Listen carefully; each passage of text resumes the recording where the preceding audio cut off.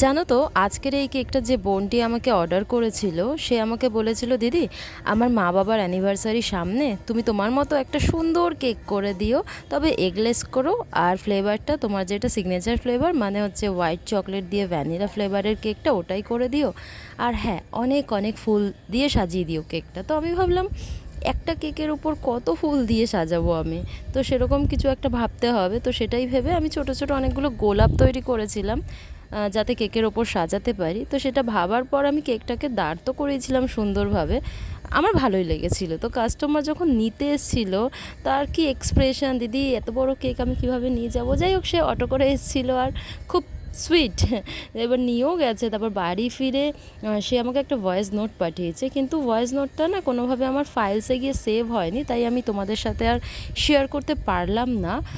তবে সে প্রশংসা করেছে খুব, তার নাকি খুব ভালো লেগেছে। তোমরা দেখে জানিও ফাইনাল লুকটা কীরকম লাগলো।